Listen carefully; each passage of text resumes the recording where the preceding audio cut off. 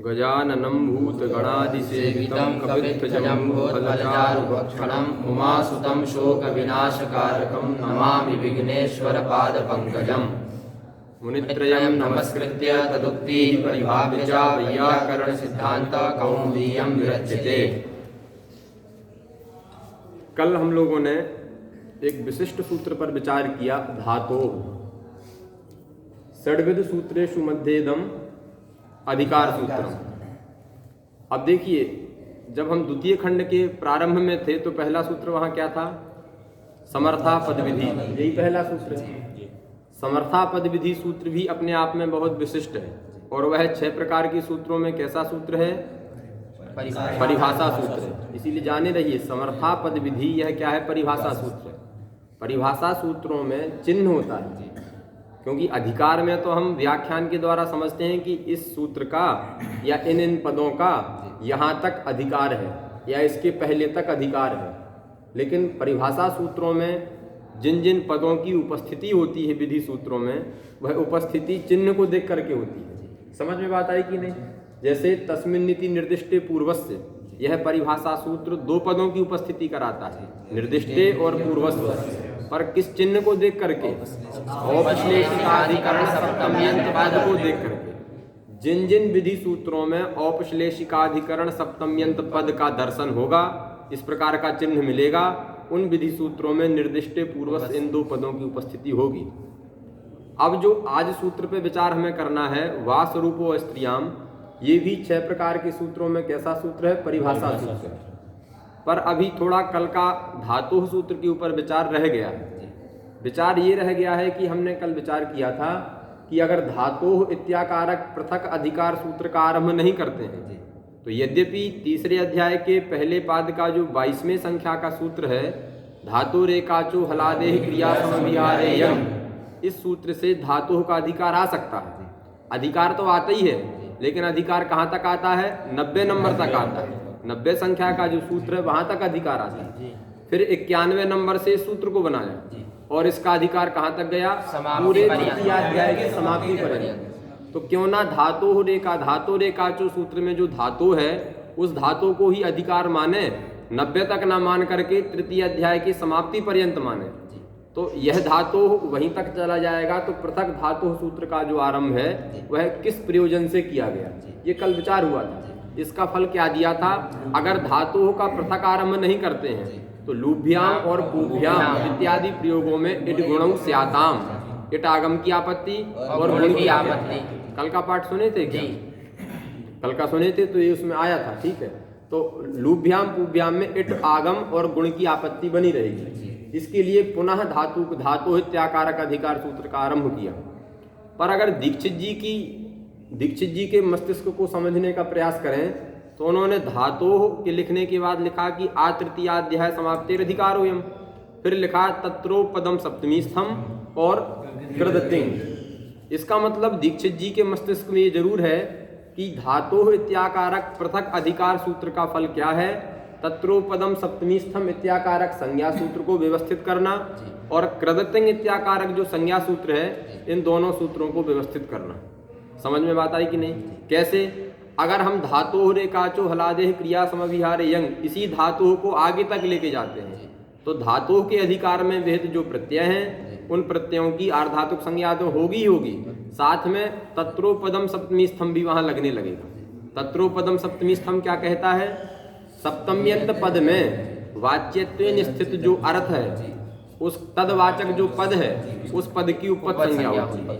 जैसे हम कहाँ घटाए थे इसको? कल कर्मण्यण में घटाए थे। ऐसे ही सूत्र है चिली लुंगी, सूत्र है कि नहीं? चिली लुंगी में चिली कहाँ का रूप है? चिली कहाँ का रूप है? प्रथमा का रूप है। चिली वहाँ विधेय है, तो चिली प्रथमा का रूप है।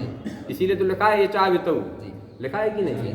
सिच में लिखा है। पर चिली भी कहाँ का रूप है? प्रथमा का रूप है। लुंगी कहाँ का रूप है? सप्तमी का रूप है। यदि हम धातु रेकाचो के धातु से ही अधिकार का लाभ करते हैं तो चिली लुंगी सूत्र में भी सप्तम्यंत पद कौन है? लुंगी। उसकी हो जाएगी उपपद संज्ञा, और उसकी उपपद संज्ञा होकर के सूत्र का अर्थ होने लगेगा धातु चिली प्रत्यय भवती लुंगी सती। अगर लुंग इत्याकारक उपपद में है, लुंग यह जो पद है ये हमेशा प्रत्यय मात्र का बोधक है कि नहीं? इसीलिए प्रत्यय मात्र बोधक होने से लुंगी का अर्थ हो जाएगा लुगंते। लुंगी सप्तमी है, इस सप्तमी में जब लुंग का अर्थ प्रत्यय मात्र बोधक होने से तदंत हो जाएगा तो लुंग का अर्थ होगा लुगंत और सप्तमी लगा देंगे तो अर्थ हो जाएगा लुगंते।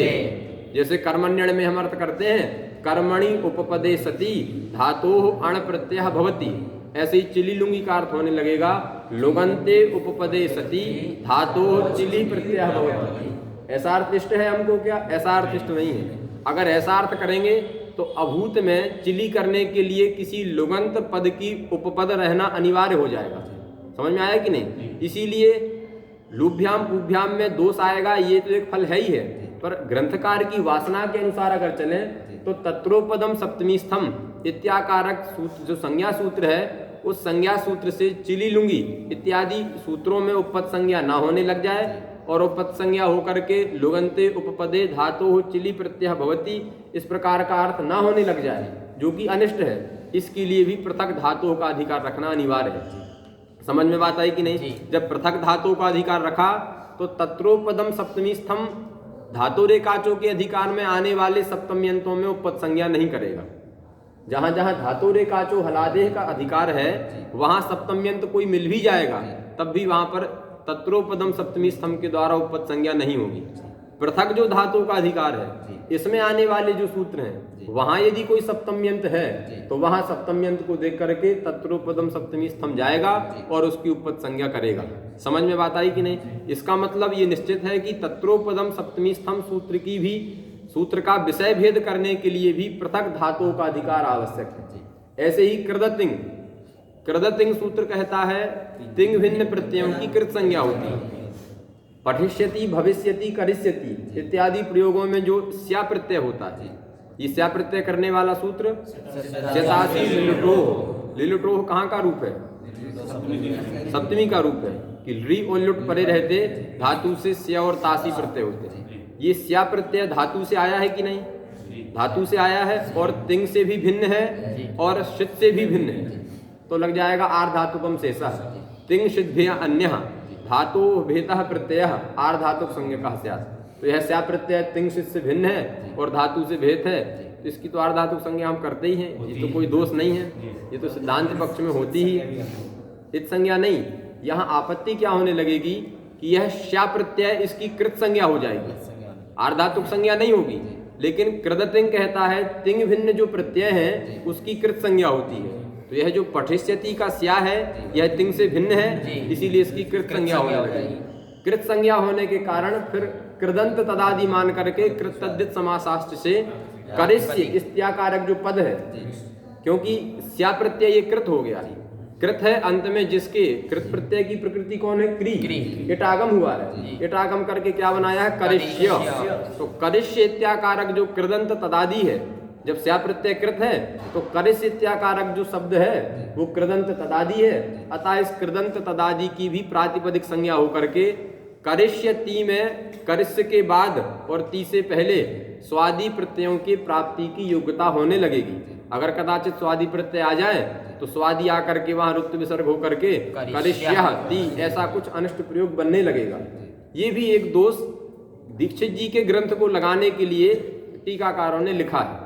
तो तीन चीजें आ गई, धातु इत्याकारक पद का सूत्र का जो पृथक आरंभ है अधिकार सूत्र का उसका पहला प्रयोजन लुभ्याम पुभ्याम में इड गुण न स्याताम, इड गुण की प्राप्ति ना हो इसके लिए क्या करना होगा? धातु का पृथक अधिकार करना होगा।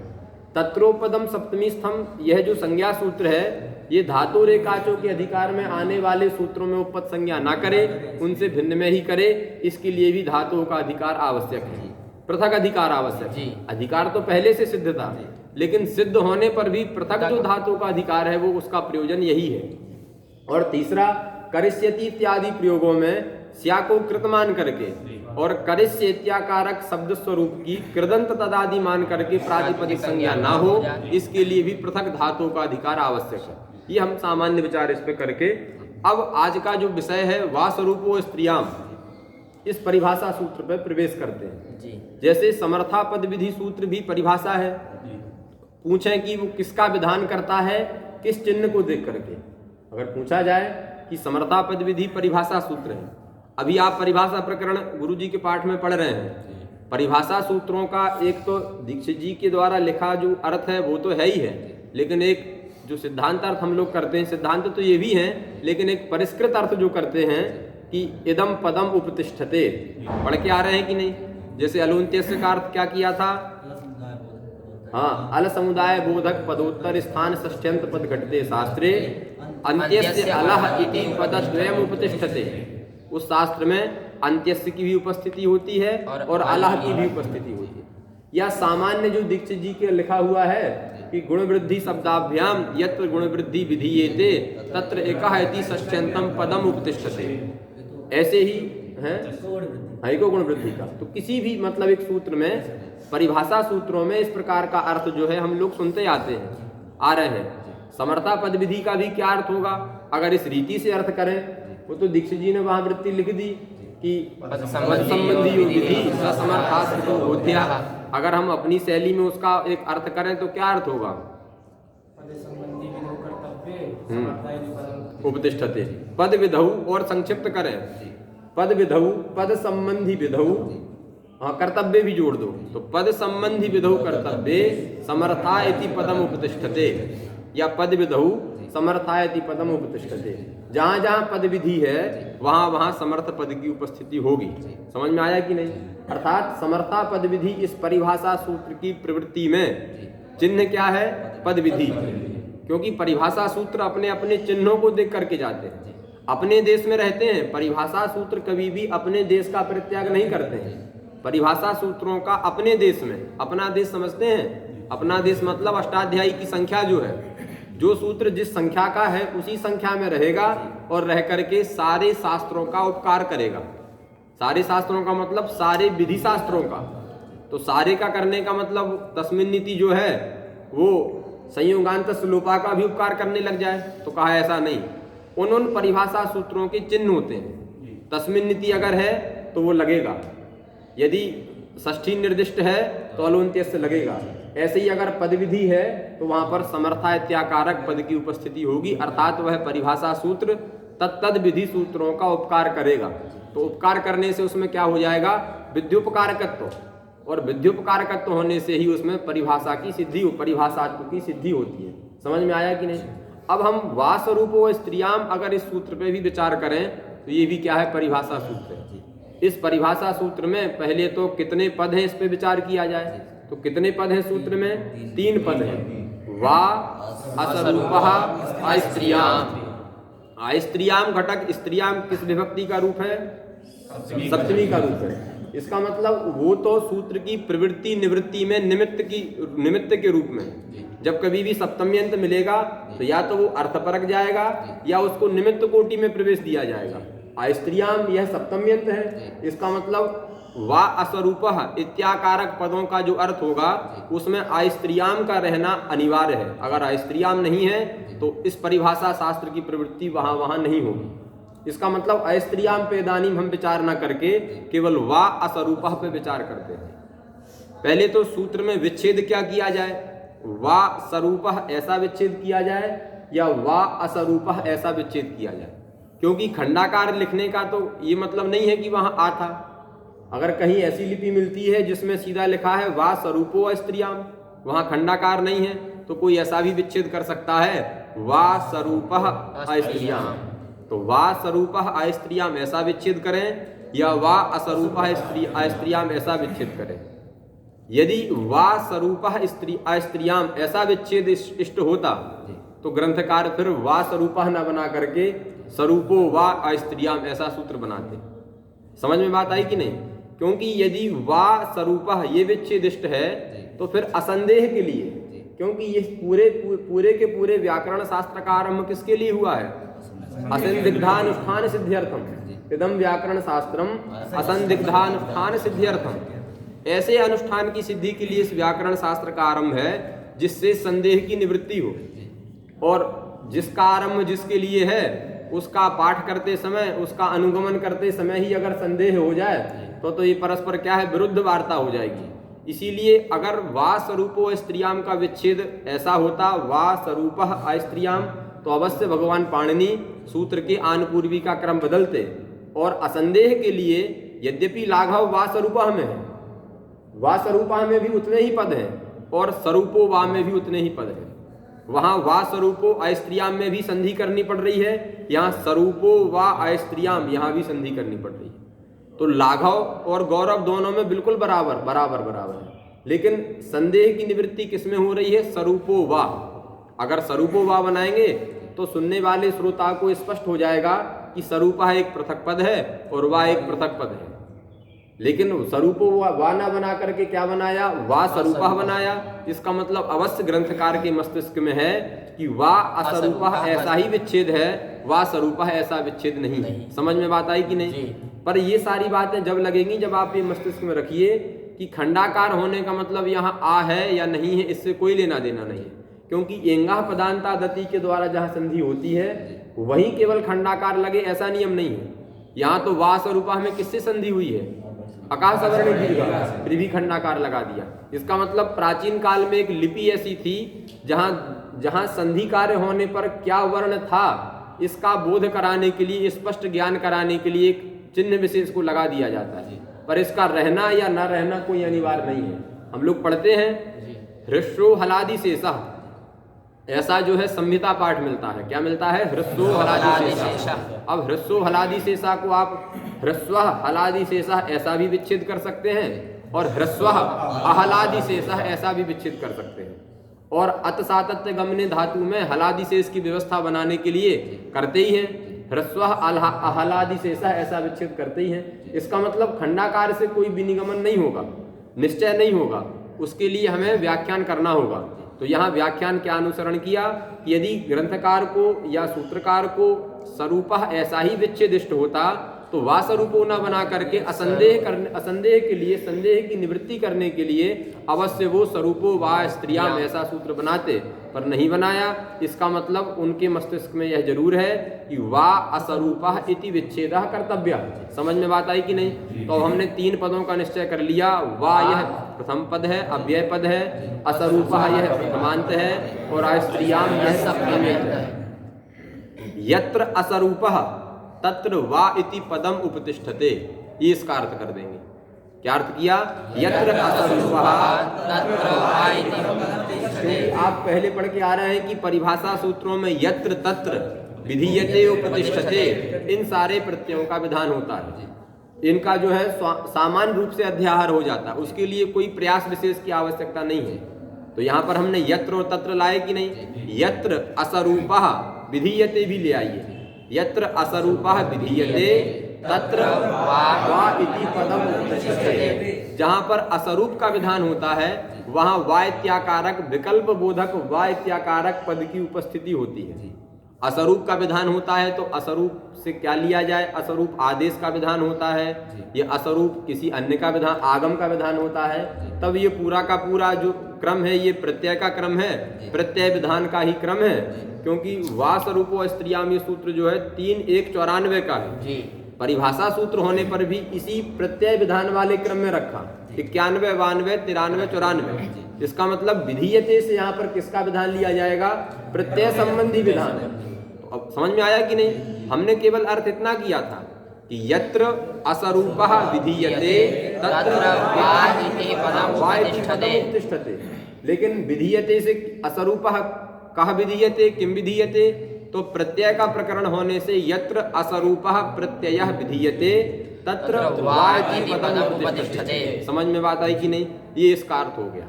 अर्थ इसका क्या हुआ? यत्र अस्वरूपः प्रत्ययः विधीयते तत्र वा इति पदम उपतिष्ठते। अब अयम प्रत्ययः अस्ति न वा इत्याकारक का यह जो ज्ञान आपको हो जाए, उस ज्ञान के बाद आप जानेंगे कि अस्मिन् सूत्रे प्रत्ययः विधीयते। समझना बात को।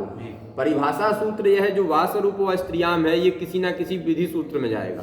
जैसे हम ले लेते हैं तब्यत तब्बिया नियरह, ये तब्यत का विधान करता है, और अचोयत किसका विधान करता है? यत का विधान करता है।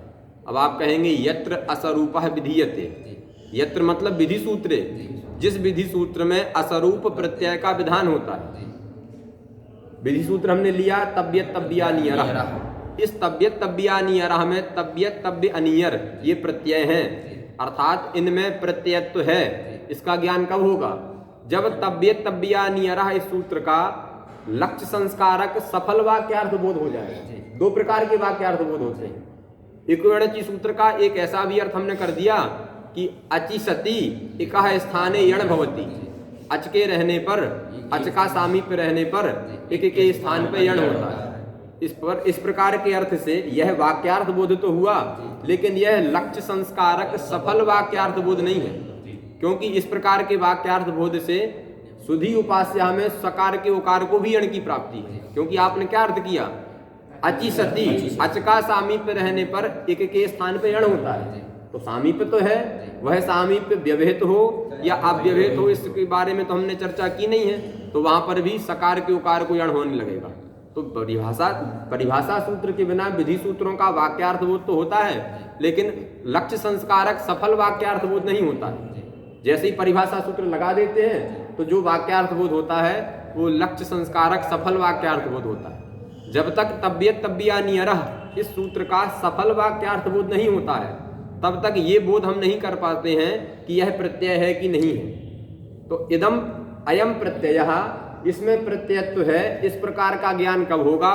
जब तत्त विधि सूत्रों का सफल वाक्यार्थ बोध हो जाएगा। पर किसी भी विधि सूत्र का सफल वाक्यार्थ बोध कब होगा? जब वहां परिभाषा सूत्र सहकारित्व चला जाए।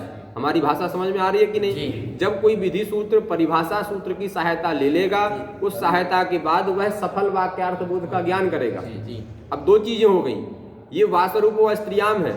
इसका अर्थ हमने किया कि जहां असरूप प्रत्यय का विधान है वहां पर वा पद की उपस्थिति होगी। तब्येत तब्बिया नियरा में वा ले जाना।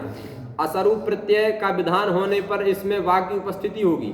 पर ये प्रत्यय का विधान है, ये प्रत्यय है और इस सूत्र के द्वारा इसका विधान है। यह ज्ञान हमें कब होगा? जब विधि सूत्र का सफल वाक्यार्थ बोध हो जाएगा। पर वाक्यार्थ बोध सफल कब होगा? जब यह परिभाषा सूत्र इसका उपकार कर देगा। ये भी करेगा। एक संज्ञा सूत्र है, अधिकार सूत्र है, प्रत्यय परश्च। प्रत्यय परश्च में प्रत्यय है, कैसा अधिकार है? संज्ञाधिकार है। तो इस तब्येत तब्बिया नियरा सूत्र में उस प्रत्यय परश्च का भी अधिकार है। वो कहेगा कि अयम प्रत्यय, तो प्रत्ययत्व का ज्ञान उस अधिकार के बल पे है। और वासरूपो स्त्रियाम। लेकिन जब तक सारे सहकारी सूत्र जो हैं, चाहे वो अधिकार सूत्र हो चाहे वो परिभाषा सूत्र हो, सारे सहकारी सूत्रों का इसमें सहाय्य नहीं होगा, तब तक एक विशिष्ट वाक्यार्थ बोध नहीं होगा। और जब तक वाक्यार्थ बोध नहीं होगा तब तक यह प्रत्यय का विधान है, इसका भी ज्ञान नहीं होगा। तो अन्योन्याश्रय समझ में आ रहा है कि नहीं? जब तक इस वासरूप व स्त्रियाम का सहकार नहीं होगा इस विधि सूत्र में, तब तक यह प्रत्यय है, इसका ज्ञान नहीं होगा। सफल वाक्यार्थ बोध के बाद ही निर्णय होता है कि यह प्रत्यय है। तो इसकी प्रवृत्ति के लिए, इसकी प्रवृत्ति के बिना इसका सफल वाक्यार्थ बोध नहीं है। और जब तक सफल वाक्यार्थ बोध नहीं है तब तक यह प्रत्यय है, इसका ज्ञान नहीं है। परिभाषा सूत्र की प्रवृत्ति में प्रत्यय का विधान अनिवार्य है। असरूप, यह असरूप प्रत्यय का विधान, यह वासरूप व स्त्रियाम इस परिभाषा सूत्र की प्रवृत्ति में चिन्ह है कि नहीं? असरूप प्रत्यय का विधान इस परिभाषा सूत्र की प्रवृत्ति में चिन्ह है। लेकिन असरूप प्रत्यय है, इसका ज्ञान करने के लिए पहले परिभाषा की प्रवृत्ति करना अनिवार्य है। तो परिभाषा की प्रवृत्ति प्रत्ययत्व ज्ञान के अधीन है और प्रत्ययत्व ज्ञान परिभाषा की प्रवृत्ति के अधीन है। तो दोनों में परस्पर अन्योन्याश्रय समझ में आया। बात समझ में आई कि नहीं? ये लिखा नहीं है यहाँ पर, ये जब आप प्राचीन व्याकरणों को पढ़ेंगे कभी तो ये उसमें उनकी सिद्धांत में आएगा। और शेखरकार ने भी इसका जो है इसको स्वीकार किया कि परिभाषा सूत्र की प्रवृत्ति होने के बाद प्रत्ययत्व का ज्ञान, प्रत्ययत्व का निश्चय होगा। और प्रत्ययत्व के निश्चय होने के बाद ही इस प्रकार की परिभाषा सूत्र की प्रवृत्ति होगी। अन्यत्र ये व्यवस्था नहीं है। पर वासरूप व स्त्रियाम इस परिभाषा सूत्र की प्रवृत्ति में असरूपः यह चिन्ह है। असरूपः मतलब असरूपः प्रत्यय। तो असरूप प्रत्यय का ज्ञान होना इस परिभाषा की प्रवृत्ति में चिन्ह है। परिभाषा लगे तब प्रत्ययत्व का ज्ञान हो, प्रत्ययत्व का ज्ञान हो तब परिभाषा लगे। ये परस्पर जो एक दूसरे के आश्रित जो व्यवस्था है, इस व्यवस्था के कारण यहाँ पर सफल जो वाक्यार्थ बोध है वो नहीं हो पा रहा है। इसके लिए हमको कुछ कल्पना करनी पड़ेगी। तो क्या कल्पना करेंगे? तो हम अर्थ कर देंगे यत्र प्रत्ययत्वम भावी, यहाँ जहां पर प्रत्ययत्व की भविष्यमाण, प्रत्ययत्व जो है भविष्यमाण है, अभी हम नहीं जानते कि प्रत्यय है। लेकिन यदि अत्र वासरूपो स्त्रियाम एतस्य परिभाषा सूत्रस्य प्रवृत्ति स्यात् तदा अवश्यम सफल वाक्यार्थ बोधा स्यात् कृते च वाक्यार्थ बोधे अत्र प्रत्ययत्वम स्यात्। इस प्रकार की संभावनाएं बनी है कि तीन चीजें समझनी है। पहले एक दोष बना था, ये इसके अधीन था, ये इसके अधीन था।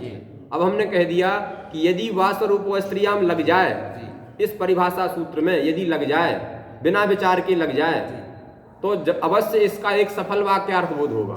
और सफल वाक्यार्थ बोध होने के बाद इसमें प्रत्ययत्व का निश्चय होगा। और प्रत्ययत्व का निश्चय होने पर प्रत्ययत्व का निश्चय बाद में है और परिभाषा सूत्र पहले लग गया। तो युगपत दोनों को लगाने के प्रयास में दोष आ रहा था, लेकिन हमने भविष्यमाण विषयता को लेकर के और दोनों की व्यवस्था बना दी। ये व्यवस्था यही बना रहे हैं, ऐसा कोई अभी नई बात नहीं है। हम द्वितीय खंड में या आप स्त्री प्रत्यय पढ़े हैं, स्त्री प्रत्यय में अन उपधा लोपिनो अन्य तरस्याम, हम कभी बताए थे कि नहीं? अन उपधा लोपिनो अन्य तरस्याम, ये सूत्र करता है गीप। गीप करता है कि नहीं विकल्प से, या डाप करता है, क्या करता है? गीप करता है विकल्प से, रागी बनाता है। अब देखो सूत्र क्या कहता है, अनंत हो और उपधा लोपी हो, ऐसे शब्द स्वरूप से गीप होता है। कैसा हो? अनंत हो और उपधा लोपी हो। राजन शब्द है, राजन शब्द में अनंत है कि नहीं है? लेकिन जब अनंत है तब इसको आप उपधालोपी कहेंगे? उपधालोपी जब कहेंगे जब उसमें जकार के आकार का लोप हो जाए। और जैसे ही आपने उपधालोपी बनाने के लिए जकार के आकार का लोप किया तो वो अनंत मिलेगा? कभी नहीं मिलेगा। तो अनंत भी उसकी प्रवृत्ति में निमित्त है और उपधालोपित यह भी उसकी प्रवृत्ति में निमित्त है। लेकिन राजन शब्द में अगर अनंत मानते हैं तो उपधालोपी नहीं है, और उपधालोपी बनाने के लिए लोप कर देते हैं तो वो अनंत नहीं है। तो वहां हम क्या कहते हैं कि उपधालोपित्व जो हो उसमें वह भविष्यमाण हो। इदानीम उपधालोपी हो चाहे ना हो इससे मतलब नहीं है। अनंत मान करके गीप हो जाए और गीप होने के बाद उसमें उपधालोपित्व की विषयता बने, यदि ऐसी बनती है तो वह उस विषयता को लेकर के वहां हम गीप प्रत्यय कर देते हैं। तो इस प्रकार की भविष्यमाण विषयता जो है हम यही कर रहे हैं, ऐसा कोई अपूर्व नहीं है। ये व्यवस्था हमारे व्याकरण शास्त्र में चली आ रही है। इसीलिए यहाँ पर भी यत्र प्रत्ययत्वम भावी तत्र वा इति पदम उपतिष्ठते, या यत्र असरूप प्रत्ययत्वम भावी, जहां पर असरूप प्रत्यय का विधान भविष्यमाण है वहां पहले ही वा पद की उपस्थिति हो जाएगी। समझ में बात आई कि नहीं? ये तो इसका एक समाधान है। दूसरा समाधान क्या है कि जैसे हम परिभाषा सूत्रों से पदों को ले जाते हैं और ले जा करके एक ही वाक्य बना देते हैं, यहाँ एक वाक्य बनाने में दिक्कत हो रही है तो हम परिभाषा सूत्र से वा पद की उपस्थिति करा करके वाक्यद्वय बनाएंगे। जैसे तब्यत तब्बिया नियरह, तो एक वाक्य बनेगा इसका धातोः एते प्रत्ययाः भवन्ति, एक वाक्य बन गया। दूसरे वाक्य में आएगा वा, तो अर्थ हो जाएगा ते च विकल्पेन भवन्ति। पहला अर्थ हो जाएगा धातु जो अर्थ करते हैं हम, अभी हम एक ही अर्थ करते हैं धातोः एते प्रत्ययाः विकल्पेन भवन्ति, लेकिन व्यवस्था बिगड़ रही थी इसीलिए हमने वाक्य भेद बना दिया कि धातोः एते प्रत्ययाः भवन्ति ते च विकल्पेन भवन्ति। समझ में आया कि नहीं? विभाषया भवन्ति। इस प्रकार से वाक्य भेद करके भी ऐसी व्यवस्था बना सकते हैं। लेकिन पहला उत्तर बहुत अच्छा है, भविष्यमाण विषयता को लेकर के उसमें प्रत्ययत्व को मान करके पहले ही वा पद की उपस्थिति हो जाएगी, तो परस्पर जो उपकार्य उपकारक भाव में अन्योन्याश्रय बन रहा था वह अन्योन्याश्रय नहीं रहा। समझ में बात आई कि नहीं? अतः निश्चित सूत्र का अर्थ हो गया यत्र असरूप प्रत्ययः विधीयते तत्र वा इति पदम उपतिष्ठते। अब थोड़ा और अगर अंदर विचार करें तो हमने कहा कि ये असरूप है। असरूप घटक स्वरूप का अर्थ क्या होता है? समान रूप वाला। और व्याकरण शास्त्र में रूप शब्द का क्या अर्थ हो सकता है? आनुपूर्वी। हमेशा स्वरूप शब्द हो या रूप शब्द हो तो व्याकरण शास्त्र में इसका क्या अर्थ होता है? आनुपूर्वी। तो स्वरूप मतलब हो गया समान है आनुपूर्वी जिनकी, उनको स्वरूप कहते हैं। और असरूप मतलब असमान है आनुपूर्वी जिनकी। तो समानता असमानता यत्किंचित अपेक्षा करती है। किसकी अपेक्षा समानता है और किसकी अपेक्षा असमानता है? हमने कहा ये असमान है। असमान का मतलब कोई ना कोई होगा जिससे ये असमान है। तो कस्य अपेक्षया असरूपत्वम, यह जिज्ञासा हुई। किसकी अपेक्षा यहाँ पर असरूपता लेनी है? असरूपत्व जो है, असरूपता जो है वो किसकी अपेक्षा लेनी है? लेनी होगी किसी ना किसी प्रत्यय की अपेक्षा, क्योंकि हम अर्थ करके आए हैं यत्र असरूप प्रत्यय विधीयते। तो असरूप प्रत्यय किसकी अपेक्षा यह प्रत्यय असरूप है? किसी ना किसी प्रत्यय की अपेक्षा यह क्या होगा? असरूप होगा। किस प्रत्यय की अपेक्षया? तब कहिए स्वापेक्षया यस्य सर्वत्र प्राप्ति ही, अपनी अपेक्षा जो है जिसकी सर्वत्र प्राप्ति है, या फिर स्वापेक्षया नहीं, स्वप्राप्तौ, या कहिए स्विषये, स्वप्राप्तौ स्विषये यस्य सर्वत्र प्राप्ति ही, जिस प्रत्यय की अपनी विषयता में सर्वत्र प्राप्ति है उसी की अपेक्षा असारूप्य लेना है। समझ में बात आई कि नहीं? असरूप मतलब हुआ असारूप्य विशिष्ट, समान रूप वाला नहीं हो, असमान रूप वाला हो। तो किसकी अपेक्षा या असमान रूप वाला है? कहिए स्विषये यस्य सर्वत्र प्राप्ति तदपेक्षया असारूप्यम ग्राह्यम, अपने विषयता में जिसकी सर्वत्र प्राप्ति है उसकी अपेक्षा क्या लेना है? असारूप्य लेना है। जैसे अचोयत, ये अचोयत क्या कहता है? अजंत धातु से यत प्रत्यय होता है। तो क्या पच धातु से अचोयत की प्राप्ति है? नहीं है, नहीं है ना। एद वृद्धौ धातु से अचोयत की प्राप्ति है? नहीं है। अचोयत को हमको बनाना है असरूप प्रत्यय मान के लेना है। स्विषय से हमें लेना है यत। अचोयत सूत्र से होने वाला जो यत प्रत्यय है उसकी विषयता पच धातु में नहीं है, एद धातु में नहीं है, पर किस धातु में है? दा धातु में। लेयम बनाते हैं या ची में है, जहाँ भी ले लें, चेयम जेयम गिलेयम सारे बनाते हैं। तो ची धातु में किसकी विषयता है? यत की विषयता है। तो स्विषय यत प्रत्यय की विषयता जहाँ ची धातु के विषय में है वहाँ तब्यत तब्बिया नियरा की विषयता है कि नहीं है कि नहीं? चेतव्या बनाते ही हैं, ची धातु लेने से भी लाभ हो गया कि चेतव्या बनाते हैं। एधि तव्यम, एधि नियम इत्यादि प्रयोगों में यत की विषयता नहीं है, लेकिन यत की जहाँ जहाँ विषयता है, यत के विषय में स्विषय मतलब यत प्रत्यय के विषय में यस्य तब्यत प्रत्ययस्य सर्वत्र प्राप्ति, हमेशा प्राप्ति है कि नहीं? क्योंकि तब्यत प्रत्यय करने के लिए केवल धातुत्व मात्र की अपेक्षा है। उसका सामान्य अर्थ है धातु एते प्रत्यय भवन्ति। तो धातुत्व की अपेक्षा करके होने वाला तब्यत व्यापक है और केवल अजंत धातुओं को उद्देश्य करके होने वाला जो प्रत्यय यत है वो व्यापक है। अर्थात यत के विषय में सर्वत्र जो है तब्यत आदियों की प्राप्ति अवश्य है। तो उसी की अपेक्षा क्या लेना है? असारूप्य लेना है। लगा कि नहीं? वाक्य हमने क्या बनाया था? जब जिज्ञासा हुई असारूप्यम किम अपेक्षया ग्राह्यम, तो उत्तर दिया कि स्विषये यस्य सर्वत्र प्राप्ति तद विषय नहीं, स्विषये यस्य सर्वत्र प्राप्ति तदपेक्षया असारूप्यम ग्राह्यम। स्विषय में जिसकी सर्वत्र प्राप्ति है, जिसकी प्राप्ति है, यत् तदोह नित्य संबंधा यस्य प्रत्ययस्य एतद विषय सर्वत्र प्राप्ति तद प्रत्ययापेक्षया असारूप्यम ग्राह्यम। समझ में आया कि नहीं? स्व से किसको लिया हमने? यत को लिया। उसके विषय में यस्य प्रत्ययस्य तब्यत प्रत्ययस्य सर्वत्र प्राप्ति तदपेक्षया तब्यत प्रत्ययापेक्षया एतस्य यत प्रत्ययस्य असारूप्यम ग्राह्यम। तो दोनों में असारूप्य है कि नहीं? अतः असारूप्य होने के कारण यह जो बाध्य बाधक भाव है यह विकल्प से होगा, तो लव्या भी बनेगा, लव्यम भी बनेगा और लवितव्यम भी बनेगा। बनेगा कि नहीं? लू धातु सेठ है कि नहीं? लविता बनता है तो लवितव्यम, तो लवितव्यम भी बना। लू ये छेदने है ना, तब्यत प्रत्यय होके लवितव्यम भी बना और यत प्रत्यय होके लव्यम भी बना। दोनों प्रयोग बनेंगे। समझ में आया कि नहीं? अगर ये सूत्र नहीं होता, अब देखो अचोयत सूत्र में क्या गया? अचोयत यह विशेष सूत्र है, ये केवल अजंत धातुओं को उद्देश्य करके यत करता है और तब्यत प्रत्यय सामान्य धातुओं को उद्देश्य करके। इसका मतलब जब दोनों की प्राप्ति होगी तो वहां यत प्रत्यय यह बाधक माना जाएगा और तब्यत प्रत्यय बाध्य माना जाएगा। इन दोनों के मध्य में क्या संबंध होगा?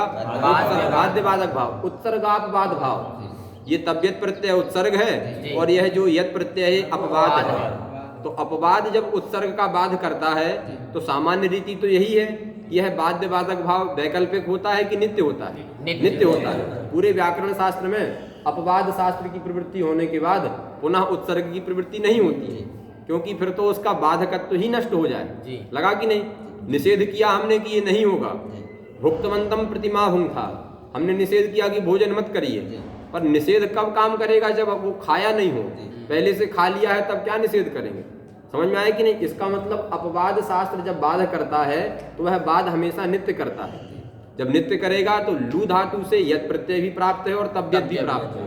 तो यत के द्वारा तब्यत का बाध होगा तो लव्यम तो बनेगा लेकिन लवितव्यम नहीं बनेगा। अब ये सूत्र गया, इसने अचोयत सूत्र का संस्कार किया, क्योंकि यह सूत्र बोध तो करता है लेकिन सफल बोध नहीं कर रहा है। ऐसा बोध कर रहा है जिस बोध के कारण लभ्यम तो बना पा रहे हैं लेकिन लवितव्यम नहीं बना पा रहे हैं। समझ में आया कि नहीं? इसीलिए यह वासरूप और स्त्रियाम गया और इसने कहा यत्र यस्मिन विधि सूत्रे असरूप प्रत्यय विधीयते। तो किसकी अपेक्षा असारूप लेना है बता दिया हमने। स्विषय यस्य सर्वत्र प्राप्ति तद अपेक्षया असारूप्यम ग्राह्यम। तो यह यत प्रत्यय असरूप है कि नहीं? अतः अचोयत के द्वारा विधिमान जो यत प्रत्यय है ये असरूप प्रत्यय है, तबियत की अपेक्षा असरूप है। अतः असरूप होने के कारण यहाँ वा पद की उपस्थिति होगी और अर्थ होगा अजंता धातु विभाषया यत प्रत्यय भवति। अजंत धातुओं से जो यत प्रत्यय होगा वो कैसे होगा? विकल्प। विकल्प से होने का मतलब एक बार होगा एक बार नहीं होगा। जब होगा तो यत प्रत्यय हो जाएगा, जब नहीं होगा तो तबियत हो जाएगा। तो लवितव्यम लभ्यम दोनों प्रयोग बन जाएंगे। इसीलिए इस सूत्र का आरंभ करना अनिवार्य है। समझ में बात आई कि नहीं? अब आगे चले। अभी हमने अस्त्रियाम पे विचार नहीं किया, उस पर विचार हम अंतिम में करेंगे। अब यदि इसको हम परिभाषा सूत्र न मान करके इसको भी अधिकार ही मान लिया जाए, है कि नहीं? समर्था पद विधि के बाद दूसरा सूत्र क्या है सिद्धांत कौमुदी में? वो अधिकार सूत्र है। देखो वहां उल्टा क्रम है, वहां परिभाषा सूत्र का निरूपण करने के बाद फिर अधिकार सूत्र का निरूपण है। वहां भी अधिकार सूत्र विशिष्ट है। वहां क्यों? वहां क्या वैशिष्ट है? वहां आपको प्राक पदम आवर्तते ऐसा कहना पड़ता है। कहना पड़ता है कि नहीं? अगर प्राक पद की आवृत्ति नहीं करेंगे तो क्या दोष आएगा? ये कौन बताएगा? ये अमित जी बताएंगे। हाँ ये बता रहे क्या है? तब समास संज्ञा की एक की संज्ञा हो जाएगी। किसकी संज्ञा एक होगी? अव्ययी भाव की समास संज्ञा नहीं हो पाएगी। हाँ, और किसकी नहीं होगी? तत्पुरुष इत्यादि चारों की। इसीलिए कहिए कि पंचराजम प्रयोग में, सीधा कहिए कि पंचराजम प्रयोग में केवल तत्पुरुष संज्ञा ही होगी, समास संज्ञा नहीं होगी। जब समास संज्ञा नहीं होगी तो वहां कभी भी समास को मान करके प्रातिपदिक संज्ञा नहीं होगी और प्रातिपदिक संज्ञा ना होकर के विभक्ति नहीं आएगी, क्योंकि कडारा कर्मधारय के अधिकार में एक ही संज्ञा होती। अब वो विषयांतर है, वहाँ नहीं, यहाँ का विषय ज़्यादा है। समझ में आए कि नहीं? हम विषय में भटक जाते हैं, उधर चले जाते हैं। और हम इसीलिए जा रहे हैं कि पता चले आप लोग कितना तैयार किए है कि नहीं। क्योंकि ये चतुर्थ खंड जो है कृत्य प्रक्रिया होली तक पूरी याद करके सुनानी है। देखो ये निश्चय है इसका। जो कृत्य प्रक्रिया में 35 या 40 सूत्र हैं। होली कितने तारीख की? 8 तारीख की होली है। होली में 2-3 दिन बंद रहेगा। उस समय जब बंद रहेगा उसके बाद जब पाठ चलेगा तो आपको कृत्य प्रक्रिया पूरी कंठ करके सुनानी। बहुत छोटा है कृदंत, हमने बहुत पहले रटा था। कृत्य प्रक्रिया, पूर्व कृदंत, उत्तर कृदंत, बस इतना ही रटना है। तो कृत्य प्रक्रिया आपको पूरी याद करके सुनानी है और पुराना पाठ तैयार करके चलिए। हमेशा याद रखिए कि समर्था पद विधि क्या है कि नहीं। प्राक कडारा समासा में प्राक पद की आवृत्ति क्यों करनी पड़ी? तो वहां पहले परिभाषा सूत्र है, फिर क्या है? अधिकार सूत्र। यहाँ पहले अधिकार सूत्र को रखा, फिर परिभाषा सूत्र को रखा। यदि इसको हम परिभाषा ना माने, वासरूप व स्त्रियाम को परिभाषा ना मान करके क्या माने? यदि अधिकार माने, तो अधिकार मानेंगे तब क्या आपत्ति आएगी? तो अधिकार मानने पर फिर ये स्त्रेधिकाराम बिना इस प्रकार का अर्थ नहीं कर पाएंगे। अभी तो परिभाषा मानते हैं तो परिभाषा सूत्रों की प्रवृत्ति चिन्हों को देख करके होती है। इस सूत्र की प्रवृत्ति में चिन्ह क्या है? असरूप। यदि कभी असरूप प्रत्यय स्त्रियाम अक्तिन के अधिकार में आने वाला है, इस पूरे कृदंत प्रकरण में कुछ प्रत्यय अस्त्रियाम वाले हैं, कुछ स्त्रियाम वाले हैं। जो स्त्रियाम अक्तिन सूत्र के स्त्रियाम के अधिकार में आते हैं वो सारे प्रत्यय स्त्रीत्व विशिष्ट हैं। उनमें अगर स्त्रीत्व की विवक्षा, उनमें हमेशा स्त्रीत्व की विवक्षा होती ही होती है। इसीलिए प्रतिज्ञा शब्द हम जब बनाते हैं तो प्रतिज्ञा में टाप कर देते हैं। पूछा जाए आपसे कि प्रतिज्ञा में टाप कैसे कर दिया? प्रतिज्ञा मतलब व्यवहार, तो व्यवहार में कहीं से स्त्रीत्व की प्रतीति होती है क्या? व्यवहार शब्द तो पुल्लिंग बनाइए। आप प्रतिज्ञा का अर्थ व्यवहार करते ही करते हैं, तो वहां टाप द्वारा करते हैं कि नहीं? अंग प्रत्यय करके। क्यों? क्योंकि आतश्चोपसर्गे से होने वाला जो अंग है वो स्त्रियाम अक्तिन के अधिकार में है।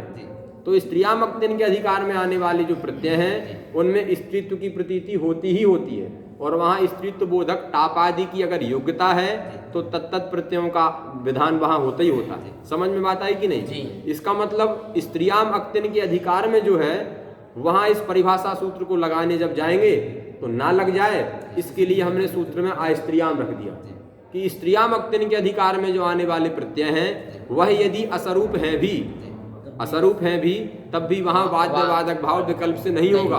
वहाँ तो बाध्य बाधक भाव कैसा होगा? नित्य होगा। पर जब अधिकार मानेंगे तो अधिकार के लिए तो आपको लगातार ले जाना होता है। परिभाषा की तरह तो है नहीं कि चिन्हों को देख करके जाए, वो तो क्रमशः जाता है। तो स्त्रियाम अक्तिन के अधिकार को छोड़ करके जब इसको अधिकार मानेंगे तो अस्त्रियाम का अर्थ क्या होगा? स्त्रियाम के अधिकार को छोड़ करके, स्त्रियाम का अधिकार जैसे ही शुरू होगा उसके पहले पहले तक इसका अधिकार जाएगा, उसके आगे नहीं जाएगा। जब नहीं जाएगा तो वर्णात्कारः सूत्र है, वार्तिक है। वर्णात्कारः क्या कहता है? वर्णात्कारः वार्तिक के सूत्र में पढ़ा गया है रोगाख्यायाम णमुल बहुलम। यह रोगाख्यायाम णमुल बहुलम सूत्र से होने वाला जो णमुल है ये स्त्रियाम अक्तिन के अधिकार में आता है।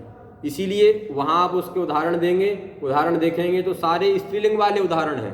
प्रवाहिका और प्रचर्चिका, विचर्चिका, ये जो भी उदाहरण हैं सब स्त्री प्रत्यय वाले उदाहरण हैं।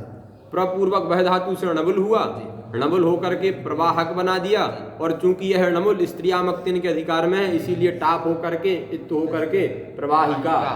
विचर्चिका रोग के अर्थ में है इसीलिए विचर्चिका, प्रवाहिका, ये सारे प्रयोग बनते हैं। इसका मतलब वह जो णमुल है ये स्त्रियाम अक्तिन के अधिकार में है। तो उस सूत्र में पढ़ा गया जो वार्तिक है वर्णात्कारः, ये भी क्या माना जाएगा? स्त्रियाम के अधिकार है।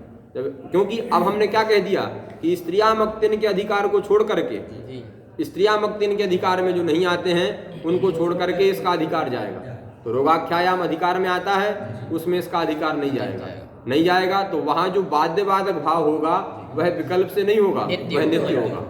अब वर्णात्कारः वार्तिक एक सामान्य है जो कहता है वर्णवाचक से कार प्रत्यय होता है, और राधिफा, राधिफा एक विशेष सूत्र है। दो वार्तिक हैं, वर्णात्कारः, राधिफा। ये कहता है वर्णवाचक से कार प्रत्यय होता है, और राधिफा कहता है रेप, जो रा शब्द है राभी वर्ण है लेकिन रायत्याकारक वर्ण से इफ प्रत्यय होता है, इसलिए रा शब्द से इफ प्रत्यय होकर क्या बनता है? रेप बनता है। बनता है कि नहीं? वर्णवाचक रेप है कि नहीं? यह राभी वर्णवाचक है। तो वर्णवाचक होने से कार्य प्रत्यय रेप से भी प्राप्त है, लेकिन ये विशेष सूत्र है राधिफा जो कहता है कि रा से इफ प्रत्यय होगा तो विशेष के द्वारा सामान्य का बाद होता है, अपवाद के द्वारा उत्सर्ग का बाद होगा। जब बाद होगा तो एक ही बनेगा रेफा। जैसे अकारः बनता है ऐसे रकारः कभी नहीं बनेगा। रा के विषय में केवल क्या बनेगा? रेफा बनेगा। क्योंकि बाध्य बाधक भाव कैसे होगा? नित्य होगा। जब नित्य होगा तो केवल रेफा बनेगा।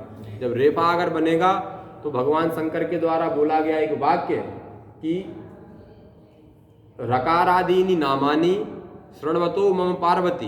किसी पुराण में महेश्वर भगवान कह रहे हैं पार्वती जी से, हे पार्वती, या और भी वहाँ कोई आगे वाक्य होगा कि रकारादीनि नामानि शृण्वतः मम पार्वती। मेरे रकारादियों नाम को सुन करके किसी के साथ ऐसा हुआ, ऐसा एक पार्वती जी को बता रहे हैं। वहाँ क्या प्रयोग किया? रकारादीनि, रेफादीनी शब्द का प्रयोग नहीं किया, रकारादीनी। यदि कार प्रत्यय और इफ प्रत्यय इन दोनों के बीच में बाध्य बाधक भाव नित्य हो जाए तो कभी रकार बनेगा? कभी नहीं बनेगा, हमेशा रेफ बनेगा। तो भगवान शंकर जो महान वैयाकरण है, मूल है इसके, उनके द्वारा बोला गया जो रकारादीनी नामानी इत्याकारक वाक्य है वह वाक्य हमेशा संगत हो जाएगा। वह रकारादीनी पद जो है वो कभी नहीं बनेगा। क्या बोलना चाहिए था? रेफादीनी। मात्रा में कोई लाघव गौरव नहीं हो रहा है। रकारादीनी में और रेफादीनी में थोड़ा अंतर तो हो रहा है। रकार में एक मात्रा हो रही है, लेकिन आर्ष थे वो तो जानते थे अगर तो कुछ ना कुछ कर देते, लगा कि नहीं? इसका मतलब रेफ ना बना करके रकार बनाया है तो निश्चित हुआ कि रेफ और रकार दोनों बनते हैं। अर्थात कार्य प्रत्यय और इफ प्रत्यय में बाध्य बाधक भाव कैसा होता है? विकल्प होता है। और अगर इसको अधिकार मानेंगे तो उस क्षेत्र में इसका प्रवेश ही नहीं होगा, क्योंकि चिन्ह नहीं है इसका। अब परिभाषा मानने पर हम चिन्ह खोजते हैं जी। तो रोगाख्यायाम णमुल बहुलम यद्यपि स्त्रियाम के अधिकार में है, पर वर्णात्कारः इत्यादि को स्त्रियाम से कोई लेना देना नहीं, उन वार्तिकों को स्त्रियाम से कोई लेना देना नहीं। इसीलिए अकारः बनाते हैं, अकारिका नहीं बनाते हैं, टाप करके अकारिका नहीं बनाते हैं। पर यदि इसको अधिकार मानेंगे तो पहले ही ये रुक जाएगा। जब रोगाख्यायाम में ही नहीं जाएगा तो उनके वार्तिकों में इसका संबंध बिल्कुल नहीं होगा। तो कार और इफ प्रत्यय के बीच में होने वाला बाध्य बाधक भाव नित्य होने लगेगा।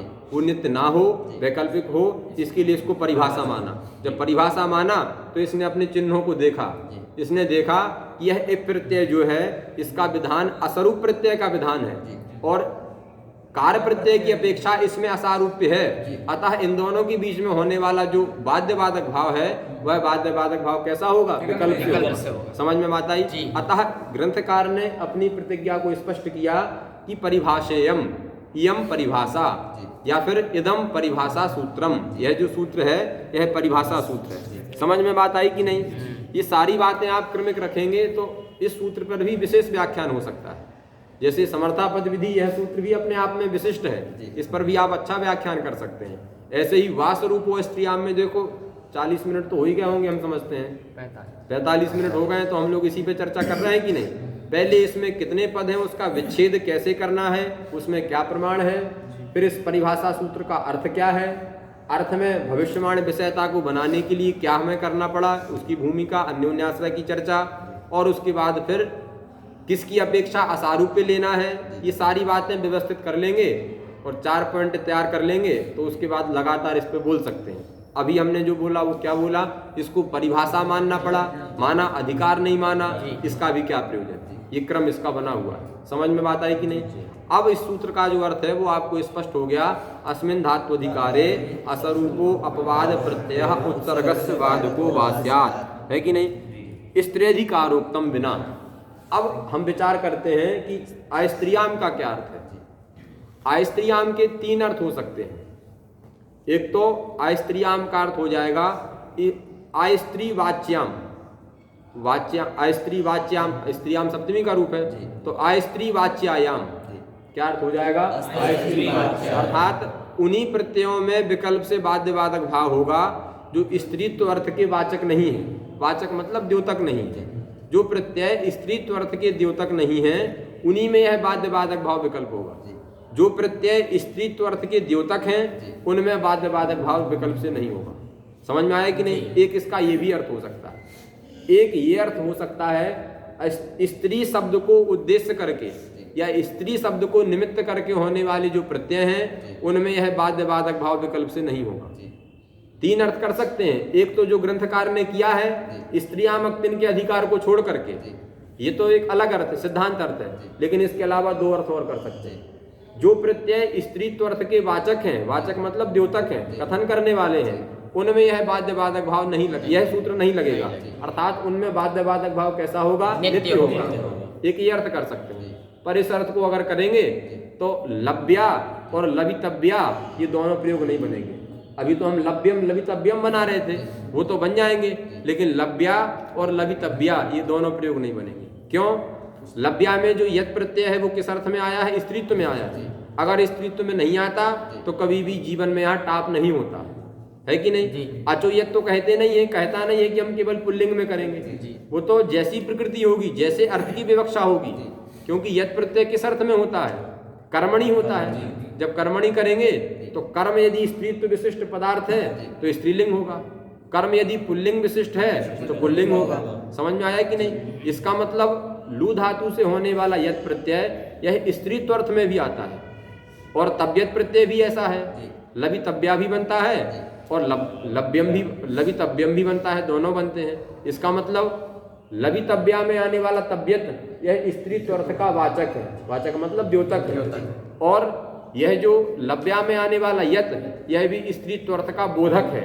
द्योतक वाचक को छोड़ करके सीधा कहिए बोधक है, तो ये भी स्त्रीत्व का बोधक है, ये भी स्त्रीत्व का बोधक है। हमने स्त्रियाम का अर्थ क्या किया? स्त्रीत्व बोधक से भिन्न जो प्रत्यय है, ये दोनों प्रत्यय तो स्त्रीत्व के बोधक हो गए, तो इनमें इस सूत्र की प्राप्ति नहीं होगी। जब नहीं होगी तो बाध्यबाधक भाव कैसे होगा?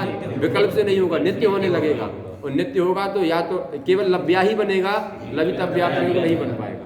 इसीलिए स्त्रियाम अस्त्रियाम का स्त्री बोधकाभ्याम बिना या स्त्री बोधक बिना ऐसा अर्थ नहीं करना है। समझ में बात आई कि नहीं?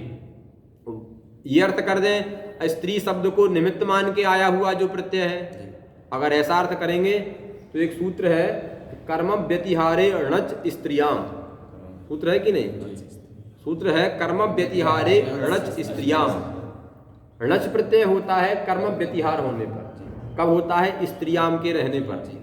तो यह जो णच प्रत्यय है ये स्त्रियाम इत्याकारक शब्द को निमित्त मान के, शब्द मतलब उसका अर्थ रहेगा, लेकिन सूत्र में तो शब्दतः निमित्त है कि नहीं? स्त्रियाम यह सप्तम्यंत पद णच के विधान में निमित्त है। है कि नहीं? तो अगर हम अर्थ करते हैं कि स्त्रियाम को निमित्त मान के होने वाला प्रत्यय, वहां ये बाध्य बाधक भाव नहीं होगा, तो णच प्रत्यय का विधान स्त्रियाम शब्द को निमित्त मान के हो रहा है कि नहीं? जी। स्त्रियाम अक्तिन सूत्र में जो अक्तिन प्रत्यय है उसका विधान भी स्त्रियाम को निमित्त मान के हो रहा है। तो अक्तिन प्रत्यय भी स्त्रियाम इसको निमित्त मान के आ रहा है, और कर्म व्यतिहारे णच स्त्रियाम, इसके द्वारा होने वाला जो णच है वो भी स्त्रियाम को निमित्त, शब्द स्त्रियाम इत्याकारक आनुपूर्वी को निमित्त मान के हो रहा है। समझ में आया कि नहीं? अर्थात दोनों प्रत्यय णच और अक्तिन दोनों स्त्रियाम को निमित्त मान के हो रहे हैं, तो इसमें यह सूत्र नहीं लगेगा, क्योंकि हमने तो अस्त्रियाम ऐसा उल्लेख किया है सूत्र में। इसका मतलब जब नहीं लगेगा तो णच होगा, या दूसरा कौन सा है? अक्तिन होगा।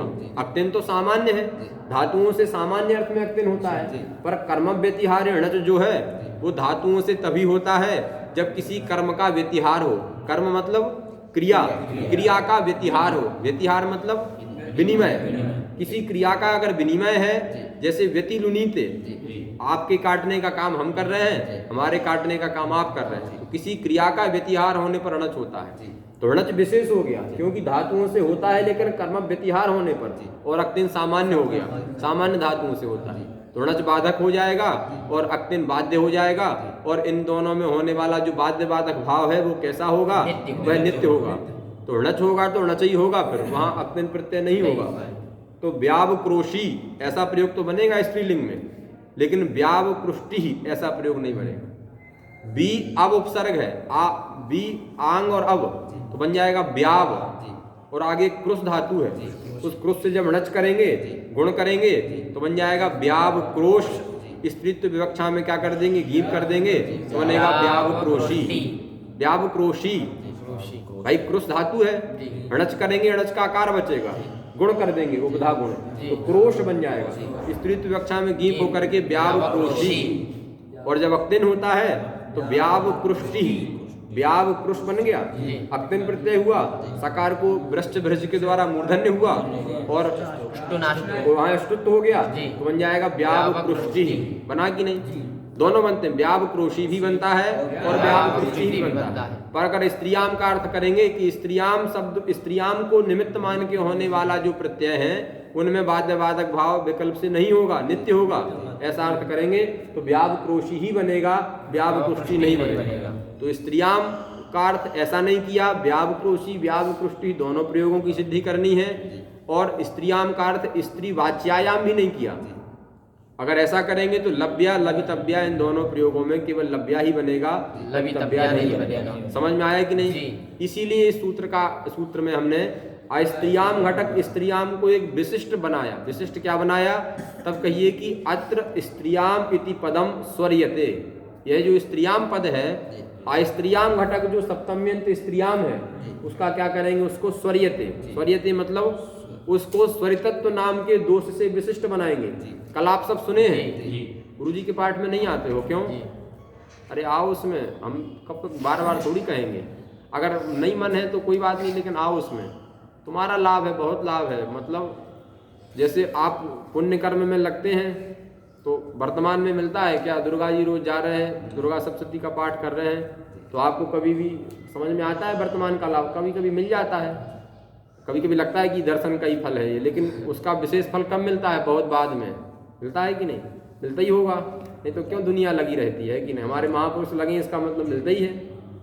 ऐसे ही गुरुजी के पाठ में आने का भी हम उसके लिए नहीं कह रहे हैं, समझे बात की नहीं? उसमें शाम का समय बिल्कुल फिक्स कर दो, कथा भी चल रही है तो कथा सुनने आओ, जो चल रहा है उसको सुनने आओ। कथा भी अगर सुनोगे तो उसमें भी समझ में आएगा कि कितना सूक्ष्म विचार है। कल वर्णाश्रम के ऊपर कितना सूक्ष्म विचार था। हमारा तो मन है कि उसको काट करके, डाउनलोड करके उतना काट के अलग से डालना चाहिए, लेकिन बाद में गुरुजी दूसरी दिशा में चले गए, सब हंस दिए उस समय, इसीलिए वो डालना ठीक नहीं है। समझ में आया कि नहीं? तो गुरुजी के पाठ में आओ। तुम भी नहीं आते हो?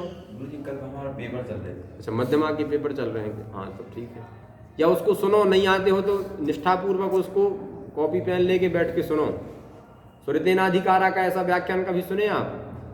तो सुने भी होंगे तो ऐसे नहीं सुने होंगे, लेकिन आप अगर आप उसको ध्यान से सुन लेंगे तो जीवन भर के लिए वो फिक्स है आपका।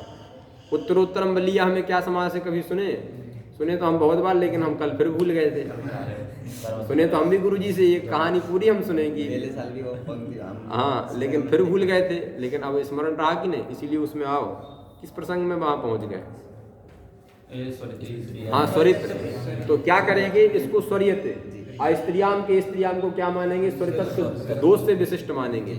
यह दोष केवल अचों में रहने वाला नहीं है, वह जो समाहारा स्वरिता वाला स्वरित है उसमें रहने वाला स्वरितत्व ये गुण है, वो केवल अचमात्र वृत्ति है। वह जो गुण धर्म विशेष है वो किसमें रहता है? अचमात्र वृत्ति है। और यह जो स्वरितेनाधिकारा का स्वरितत्व है ये कैसा है? ये गुण नहीं है, ये दोष है। ये वर्ण में रहने वाला एक दोष विशेष है। और यह दोष विशेष किन वर्णों में रहता है? ये अज्झल उभय साधारण में रहता है। केवल अचों में ही रहे ऐसा नियम नहीं है, ये हलों में भी रहता है, अच समुदाय में भी रहता है और हल समुदाय में भी रहता है। तो स्त्रियाम घटक जो स्त्रियाम है इसको हम स्वरितत्व दोष से विशिष्ट मानेंगे। इसका मतलब स्त्रियाम, इसके द्वारा हमें किसी ना किसी स्वरितत्व दोष वाले स्त्रियाम का स्मरण होगा। स्त्रियाम घटक स्त्रियाम से स्वरितत्व दोष वाले, दोष विशेष वाले जो स्त्रियाम है उसका स्मरण होगा। तो स्वरितत्व दोष वाला स्त्रियाम आपको पूरे व्याकरण में कहाँ मिलेगा? स्त्रियाम अक्तिन के स्त्रियाम में मिलेगा, क्योंकि स्त्रियाम अक्तिन का स्त्रियाम जो पद है वो स्वरितत्व दोष से विशिष्ट है। जो पद स्वरितत्व दोष से विशिष्ट होते हैं उन्हीं का क्या होता है? उत्तरोत्तर विनियोग होता है। समझ में आया कि नहीं? उपदेश है जो नासिकित का उपदेश है, यह स्वरितत्व से विशिष्ट है, इसीलिए उसका उत्तरोत्तर विनियोग होता है। स्त्रियाम का जो स्त्रियाम अक्तिन का जो स्त्रियाम है ये स्वरितत्व दोष से विशिष्ट है, इसीलिए यहाँ पर भी क्या है? इसका उत्तरोत्तर विनियोग होता है। तो इस स्त्रियाम घटक स्त्रियाम से हमने कैसे स्त्रियाम को समझना है? जो स्त्रियाम स्वरितत्व दोष से विशिष्ट है, ऐसा स्त्रियाम कौन है? स्त्रियाम अक्तिन का स्त्रियाम। इसीलिए हमने स्त्रियाम घटक स्त्रियाम से स्त्रियाम अक्तिन के स्त्रियाम को समझा और अर्थ कर दिया कि स्त्रियाम अक्तिन का स्त्रियाम का जहाँ जहाँ अधिकार आता है उसको छोड़ करके स्त्रेधिकारोक्तम बिना अस्मिन् धात्वधिकारे असरूप प्रत्यय उत्सर्गस्य बाधको विकल्पेन भवति। जो असरूप अपवाद प्रत्यय हैं ये उत्सर्ग के बाधक विकल्प से होते हैं। ये अपवाद शब्द का वृत्ति में उल्लेख और उत्सर्ग शब्द का वृत्ति में उल्लेख जो है, एक का उल्लेख कर देंगे तो अपने आप दूसरे का बोध हो जाएगा। अगर अर्थ कर देंगे अस्मिन् धात्वधिकारे असरूप अपवाद प्रत्यय बाधको भवति, तो कस्य बाधको भवति? उत्सर्गस्य बाधको भवति। ये अपने आप निकल के आएगा। समझ में बात आई कि नहीं? इसका मतलब स्त्रियाम अक्तिन के स्त्रियाम को लेना है और स्त्रियाम का अर्थ कर देना है स्त्रेधिकारोक्तम बिना। लगा कि नहीं जी? ये न का ही अर्थ क्या लिख दिया? बिना। स्त्रेधिकार को छोड़ करके इस धातु अधिकार में असरूप अपवाद प्रत्यय उत्सर्ग के बाद विकल्प से करते हैं। समझ में बात आई कि नहीं? अब दूसरी चर्चा अगर करें हम कि सारूप पे असारूप पे किस में देखना है, जैसे का प्रत्यय और अण प्रत्यय। ये का प्रत्यय और अण प्रत्यय ये दोनों स्वरूप हैं कि असरूप हैं? असरूप। स्वरूप का और अण। का में का की अनुपूर्वी क्या है? का आ। और अण की अनुपूर्वी क्या है? अब बताइए स्वरूप है कि असरूप है? स्वरूप है। ये स्वरूप है। अरे सुनते भी जा रहे हो, उसमें का और आ दो वर्ण है का में, और अण में आ और अणा दो वर्ण है। ये तो आप सिद्धांत जान के अंदर से कह रहे हैं, लेकिन प्रश्न समझिए ना पहले। उसकी आन पूर्वी में का और आ है, इसकी आन पूर्वी में आ और अणा है। ये स्वरूप है कि असरूप? असरूप है कि नहीं? तो असरूप प्रत्यय है, इनमें बाध्य बाधक भाव कैसे होने लगेगा? विकल्प से होने लगेगा। एक बार का होगा, एक बार अण होगा।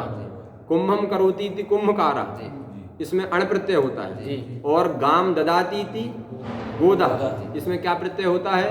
का प्रत्यय होता है। आया ना? कंबलदह गोदा किस सूत्र से का होता है? आतोनुपसर्गे का सूत्र है। आतोनुपसर्गे का कहता है उपसर्ग भिन्न सुबंत के उपपद में रहते आदंत धातु से का प्रत्यय होता है। तो गाम यह उपसर्ग भिन्न सुबंत है कि नहीं? उपपद में भी है, अतः दा धातु से वहां का प्रत्यय होता है। का होता है तो क्या बनता है? गोदा बनता है। पर क्या गाम ददाती इस विग्रह में जैसे हमने का करके गोदा बनाया, ऐसे ही कर्मण्यण की प्राप्ति नहीं है कि नहीं है? प्राप्ति है। गाम ददाती में गाम यह कर्म है और यह उपपद में भी है। अतः कुंभम करोति कुंभकारा की तरह गाम ददाती इस विग्रह में भी कर्मण्यण की प्राप्ति है। ये सब सिद्धांत कौमुदी का विषय है, ये लघु कौमुदी का विषय है। समझ में आए कि नहीं? तो गोदाह शब्द में का की भी प्राप्ति है आतोनुपसर्गे का के द्वारा, और कर्मण्यण की भी प्राप्ति है। का और अण, इन दोनों को हमने स्वरूप बनाया कि असरूप बनाया? असरूप। असरूप बनाया। ये दोनों इनकी आनपूर्व भी भिन्न भिन्न है, तो असरूप होने से यह जो बाध्यवादक भाव है यह विकल्प से होगा। कर्मण्यण यह उत्सर्ग है और आतोन उपसर्ग कहा यह अपवाद है। अपवाद शास्त्र उत्सर्ग का बाध जो करेगा वह विकल्प से करेगा, क्योंकि यही व्यवस्था बनाई है। जब विकल्प से करेगा, एक बार का होगा तो गोदा बनेगा, एक बार जब का ना हो के अण होगा तो गोदाया, जब अण होगा तो गोदा और अण आतो युक्त चुणकृतो, उससे युकागम होकर के गोदाया, तो गोदा प्रयोग भी बनेगा और गोदाया दोनों प्रयोग बनेंगे। पर दोनों प्रयोग तो बनाना नहीं है। का और अण के बीच में जो बाध्यवादक भाव है वह हमें कैसे करना है? वह नित्य करना है। पर सूत्र तो कहता है कि असरूप प्रत्यय जो बाध्यवादक भाव होता है वो विकल्प से होता है। तब हमें एक परिभाषा बतानी पड़ेगी, नानुबंध कृतम असारूप्यम। क्या परिभाषा है? नानुबंध कृतम असारूप्यम। अनुबंध कृतम असारूप्यम न ग्राह्यम। अनुबंधों को लेकर के असारूप्य विचार हमें करना ही नहीं है। जब अनुबंध की विनिर्मुक्ति हो जाएगी, अनुबंध विनिर्मुक्त जो पदार्थ मात्र बचेगा, फिर उसके बाद विचार करना है कि ये दोनों स्वरूप हैं कि असरूप हैं। समझ में आया कि नहीं? अनुबंध किसे कहते हैं अगर हम पूछें एक शब्द में? इत संज्ञा योग्यत्वम, यहाँ कहने की जरूरत नहीं है। इत संज्ञकत्वम अनुबंधत्वम, योग्यत्वम भी है पर वो स्थल विशेष के लिए। इसीलिए नागेश के जब आप परिभाषेन्दु शेखर को पढ़ेंगे तो ये निकल के आएगा उस ग्रंथ से कि नागेश का मत ये नहीं है कि इत संज्ञा योग्यत्वम अनुबंधत्वम, वो इत संज्ञकत्वम को भी अनुबंधत्व मानते हैं और इत संज्ञा योग्यत्वम को भी मानते हैं, दोनों को मानते हैं। ये हम लोग जो कहते हैं कि इत संज्ञा योग्यत्वम नागेश का मत है, इत संज्ञकत्वम दीक्षित जी का मत है, पर नागेश ने इत संज्ञा योग्यत्वम जो माना वो स्थल विशेष के लिए माना, क्योंकि कहीं कहीं दोष आ रहा था। सामान्य रीति में अगर हम विचार करते हैं तो अनुबंधत्वम नाम इत संज्ञकत्वम, अर्थात इत संज्ञक जो वर्ण है, अनुबंध विनिर्मुक्त मतलब क्या? नानुबंध कृतम असारूप्यम का मतलब हुआ इत संज्ञक जो वर्ण है उन वर्णों को लेकर के स्वरूप असरूप विचार नहीं करना चाहिए। उनसे उनकी निवृत्ति होने के बाद, उनका लोप होने के बाद जब अवशिष्ट जो पद बचेगा, जो पदार्थ बचेगा, उनमें विचार करना है कि स्वरूप है कि असरूप है। तो का इत्याकारक प्रत्यय में अनुबंध कौन है? क। और अण में अनुबंध कौन है? ण। जब ये दोनों विनिर्मुक्त हो गए, इनकी निवृत्ति हो गई तो क्या बचा? इधर भी आ बचा, उधर भी आ बचा। इदानी में स्वरूप है कि असरूप है? स्वरूप है। स्वरूप है। इसका मतलब इनमें बाध्यवादक भाव जो होगा वह नित्य होगा। इस परिभाषा सूत्र की विषयता नहीं बनेगी। समझ में आया कि नहीं? पर पूछा जाए कि कहाँ से पा गए आप ये नानुबंध कृतम असारूप्यम? सुनने में तो बहुत अच्छा लग रहा है, लेकिन इसकी प्राप्ति कहाँ से हुई तो हमें बताना पड़ेगा। कहाँ से हुई? कहाँ से हुई प्राप्ति? बताए थे एक बार शेखर के क्रम में, कभी बताए थे कहाँ से प्राप्ति हुई इसकी? तब कहिए कहाँ से हुई। सूत्र है दधाति दधात्योर विभाषा। थोड़ा देख लो ये करता क्या है। ये शा प्रत्यय करता है, जहाँ तक हमें स्मरण है। सूत्र क्या है? दधाति दधात्योर विभाषा। समय कितना हुआ? 9:13। अरे बहुत हो गया, चलो इसको पूरा करेंगे आज। क्या है? दधाति दधात्योर विभाषा।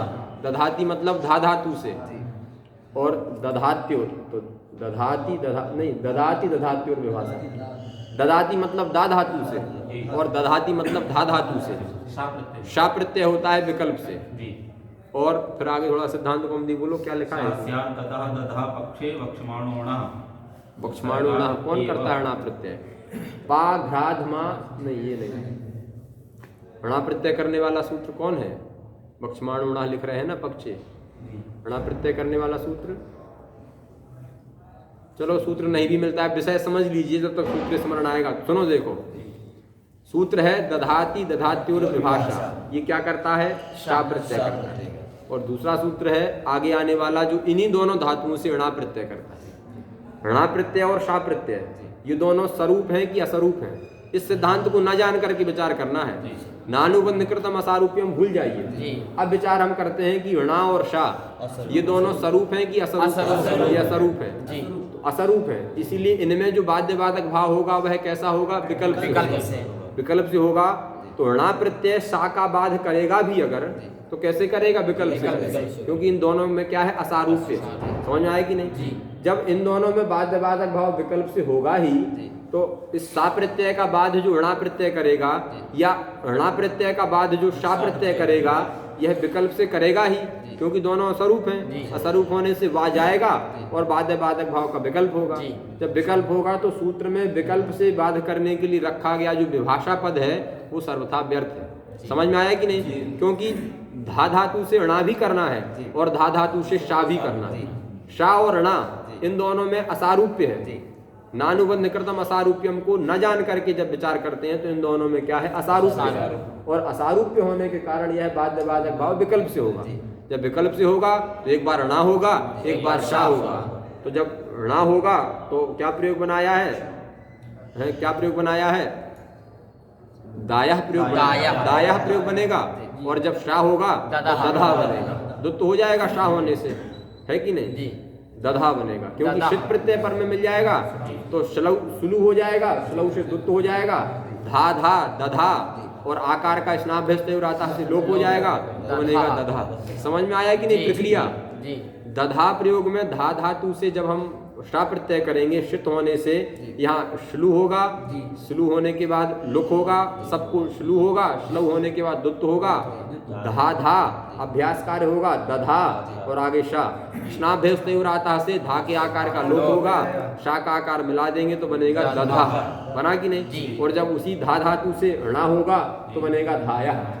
तो धाया भी बन जाए, दधा भी बन जाए, इसके लिए सूत्र में विभाषा रखा गया।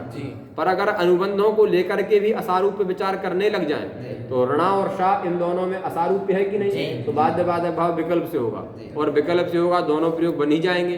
फिर दोनों प्रयोगों की सिद्धि करने के लिए सूत्र में रखा गया जो विभाषा पद है वो सर्वथा व्यर्थ है, और व्यर्थ होके ज्ञापन करेगा। व्यर्थ होके एक परिभाषा का ज्ञापन किया कि अनुबंध कृतम असारूप्यम न ग्राह्यम, नानुबंध कृतम असारूप्यम। अनुबंधों को लेकर के स्वरूप अस्वरूप विचार करना ही नहीं है। कब करना है? अनुबंध विनिर्मुक्त होने पर हमें स्वरूप अस्वरूप विचार करना है। अब जब परिभाषा मान ली तो णा और शा इन दोनों में अनुबंध को हटा करके दोनों में क्या बचेगा? आ और आ बचेगा। आ और आ यह स्वरूप है कि अस्वरूप है? स्वरूप है। स्वरूप होने पर यहाँ बाध्य बाधक भाव विकल्प से होगा कि नित्य होगा? नित्य होगा। जब नित्य होगा तो एक ही प्रयोग बनेगा, बनाना दोनों है। इसके लिए सूत्र में रखा गया जो विभाषा पद है उसका स्वांश में चारितार्थ भी बन गया। ज्ञापन करने में आपको फल देना होता है और स्वांश में चरितार्थ। तो फल तो बहुत सारे हैं, तब्यत होना, तब्य होना, ये सारे फल हैं। अणा और अण का और अण में फल मिल जाएगा जो बनाया अभी। लेकिन स्वांश में चारितार्थ कैसे है कि जब ज्ञापन हो जाएगा तो दोनों स्वरूप है। स्वरूप होने के कारण बाध्य बाधक भाव विकल्प से नहीं प्राप्त है, नित्य प्राप्त है। जब नित्य प्राप्त है तो उसको विकल्प करने के लिए सूत्र में रखा गया विभाषा पद चरितार्थ हो गया। लगा कि नहीं? अतः नानुबंध कृतम असारूप्य में इस परिभाषा को भी जानना है। जब तक ये नहीं जानेंगे तब तक वा स्वरूपो स्त्रियाम को ठीक से नहीं जाना जाए। लगा कि नहीं? ये बात है। इसके बाद फिर कुछ सूत्र हैं उन पर भी विचार करके और आगे बढ़ते हैं। ये सारे सूत्र आप पढ़े हैं। कृत्याह, यह कृत्याह भी अधिकार सूत्र है। अधिकार सूत्र में इसका अधिकार कहाँ तक जाएगा? णबुल त्रिचौ सूत्र के पहले पहले तक क्या है इसका अधिकार जाएगा। समझ में आया कि नहीं? अब इस सूत्र में बहुवचन क्यों किया गया ये प्रश्न है। कृत्य संज्ञा है। संज्ञा कितने प्रत्ययों की है जो जो इसके अधिकार में आते हैं? 7 प्रत्यय की। 7 प्रत्यय में केवल एक ऐसा प्रत्यय है जो वार्तिक के द्वारा विधीयमान है कि नहीं? केलिमर। केवल एक केलिमर नाम का प्रत्यय है जो वार्तिक से विधीयमान है। बाकी तो कोई भी प्रत्यय वार्तिक से नहीं है। अगर केलिमर को हम छोड़ दें, अर्थात वार्तिककार के मत को यहाँ छोड़ दें और सूत्रकार के मत में ही केलिमर का संग्रह करना चाहें, वार्तिककार ने केलिमर बनाया, बहुत अच्छी बात है, पर अगर हम सूत्रकार के द्वारा ही केलिमर का लाभ करना चाहें तो वही लाभ करना है। अगर सूत्रकार के मत में भी केलिमर नाम का प्रत्यय नहीं होता तो सूत्रकार कृत्याह बहुवचन निर्देश ना करके कृत्याह ऐसा एक वचन का ही निर्देश करते। किसका निर्देश करते? एक वचन। अर्थ होता कृत्याह एतस्य अधिकारः। कहाँ तक अधिकार? णबुल त्रिच इत्यतः प्राक। णबुल त्रिच के पहले तक कृत्य का अधिकार जाएगा। पूछा जाए कृत्य नाम के प्रत्यय तो 6 होंगे, फिर 7 नहीं होंगे, 6 होंगे। जब 6 प्रत्यय हैं तो फिर एक वचन निर्देश क्यों किया? बहुवचन निर्देश करना चाहिए। तो कहा इसके लिए बहुवचन निर्देश नहीं किया।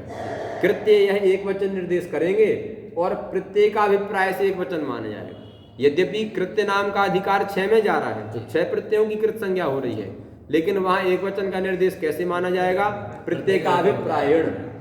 लगा कि नहीं? इसीलिए एक वचन निर्देश करने पर ही क्षयों का ग्रहण हो जाता। बहुवचन निर्देश जो किया वो अनुक्त का समुच्चय करने के लिए है। अनुक्त का समुच्चय, अनुक्त कौन है? केलीमर। सूत्र के द्वारा, सूत्रकार के द्वारा केलीमर की उक्ति नहीं है। अतः अनुक्त जो केलीमर है उसका भी समुच्चय करने के लिए सूत्रकार ने क्या किया? बहुवचन निर्देश का निर्णय। इसका मतलब वार्तिककार का और सूत्रकार का यहाँ पर क्या हो गया है? ऐक्य हो गया है। सूत्रकार ने कहा कि 6 प्रत्यय तो हम मानते ही, वार्तिककार ने कहा 6 तो मानते ही है, साथ में केलीमर भी मानते हैं। तो इसका मतलब सूत्रकार 6 को मानते हैं, वार्तिककार 7 को मानते हैं। तो टीकाकारों ने कहा कि नहीं, कृत्याह इसमें जो बहुवचन निर्देश है वह बहुवचन निर्देश ही अनुक्त का समुच्चय करने के लिए, एक वचन निर्देश करने पर भी काम चल जाता, और वह एक वचन निर्देश प्रत्यय का अभिप्रायण माना जाता। समझ में आया कि नहीं? क्योंकि संज्ञा बोधक पद में एक वचन निर्देश अगर हो और उसकी संज्ञा अगर नाना हो, जैसे सुप्तिगंतम पदम, यह पदम कहाँ का रूप है? पर पद संज्ञा केवल एक ही की होती है कि बहुतों की होती है? फिर वहां पूछा जाए कि एक वचन क्यों किया, तो हम कहते हैं प्रत्यय का अभिप्राय। ऐसे ही कृत्या ऐसा एक वचन बना देते, इसका अधिकार जाता। यद्यपि कृत्य नाम के 6 प्रत्यय होते पर उनको एक वचन निर्देश क्यों माना जाता? प्रत्यय का अभिप्राय। तो एक वचनम निर्देशम, एक वचनेन निर्देशः कर्तव्यः। किमर्थम बहुवचनेन निर्देशः क्रियते? तब होगा अनुक्त समुच्चय। अनुक्त कौन है? केलीमर, उसका समुच्चय करने के लिए। लगा कि नहीं? अतः बहुवचन निर्देश इसका संगत हो जाएगा। और भाष्यानुसारेण, भाष्यानुमोदित सिद्धांत है कि णबुल त्रिचौ के पहले पहले ही लिया जाएगा। णबुल से हमें लोगाख्यायाम णमुल वाला णमुल नहीं लेना है, या कोई दूसरा णमुल नहीं लेना है। णमुल त्रिचौ वाला जो णमुल है उसी को लेना है। फिर सूत्र है कर्तरीकृत। कर्तार्थ में कृत प्रत्यय होते हैं, यह अर्थ का निर्देश है, इसीलिए लिखा कृत प्रत्यय कर्तरी स्यात्। अब जब कृत प्रत्यय कर्तरी स्यात् ऐसा सिद्धांत बनाएंगे तो कृत्य नाम के प्रत्यय भी कृत है कि नहीं? जिनकी कृत्य संज्ञा हुई है वो भी कृत है। तो यह कृत्य नाम के प्रत्यय भी किस अर्थ में प्राप्त होंगे? कर्तार्थ में प्राप्त होंगे। पर इन कृत्य नाम के प्रत्यय को कर्तार्थ में नहीं करना है, भाव और कर्म में करना है। इसलिए भिन्न सूत्र आ गया, तयोरेव कृत्यक्त खलर्था। तयोः अर्थात भाव कर्मणोः एव कृत्य अक्त खलर्थाः प्रत्ययाः भवन्ति। कृत्य नाम के प्रत्यय, अक्ता प्रत्यय और खलर्थ। खलर्थ में खल भी आता है और भी जो युचादि है, खल के अर्थ में होने वाले और भी जो प्रत्यय हैं सारे इसमें आते हैं। वो सब किस अर्थ में होते हैं? या तो भाव में होते हैं या कर्म में। अकर्मक धातु से भाव में होंगे और सकर्मक धातु से कर्म में होंगे। लगा कि नहीं? बस अब जो विधि का विधान है, यहाँ से प्रत्ययों का विधान है, तो जो प्रमुख विधान है उस पर हम कल से चर्चा करेंगे। ठीक है?